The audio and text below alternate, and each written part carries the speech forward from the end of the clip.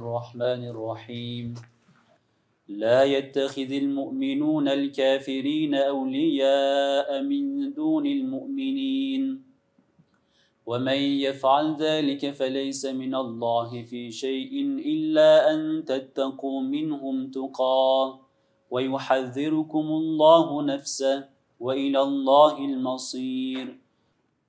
Müminler müminleri bırakıp kafirleri veli edinmesinler.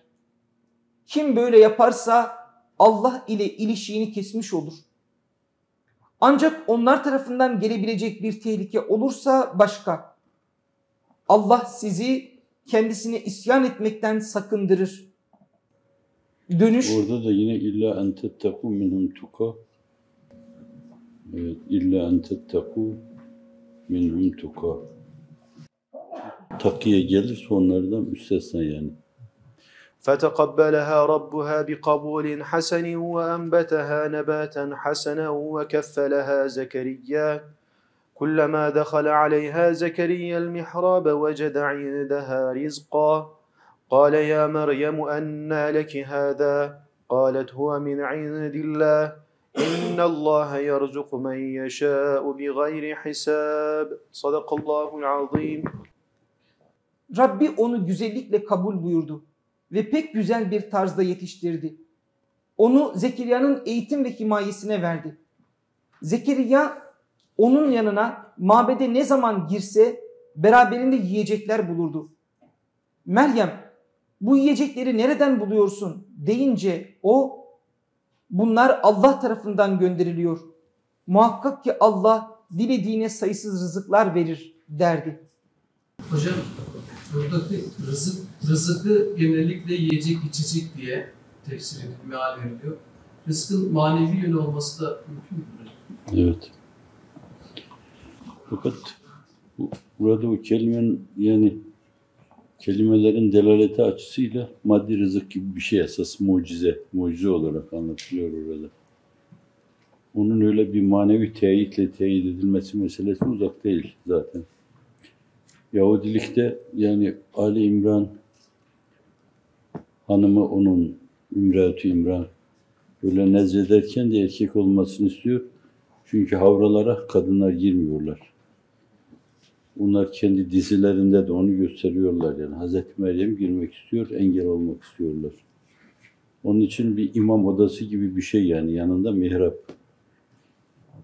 Bizimkiler de işte bu şeye biz de buna mihrap diyoruz yani. Buraya mihrap diyoruz. Üstüne de bu ayeti yazıyoruz. Küllama dehale aleyha zekeriyel mihrab ve cenayinde rizka. Aslında mihrap yani Kur'an-ı Kerim'de anlatılan o şey yanında bir insanın yatıp kalkacağı, idare edebileceği, oturacağı, kalkacağı yere denir böyle. İtikaf yeri gibi bir şey. Daha sonra efendim? İtikaf yeri gibi bir şey mi oluyor? İtikaf yeri gibi bir şey yani. Tek başına yaşayabileceği bir yer gibi bir şey. İtikaf yerleri de esasen öyle hususi itikaf yeri yoktur şeyde. Caminin içinde çardak kurar yaparlar öyle.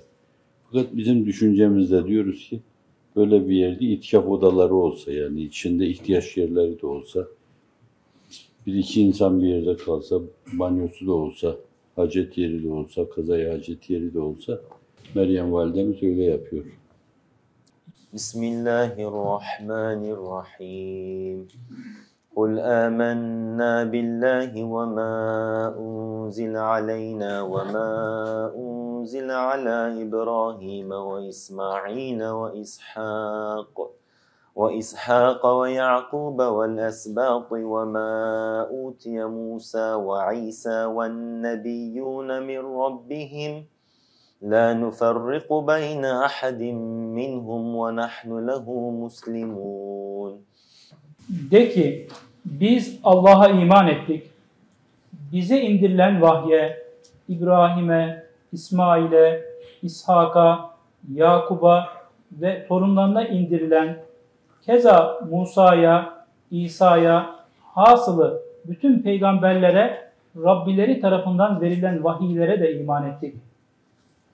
Peygamberlikleri noktasında onlar arasında hiçbir ayrım yapmayız ve biz yalnız Allah'a teslim oluruz.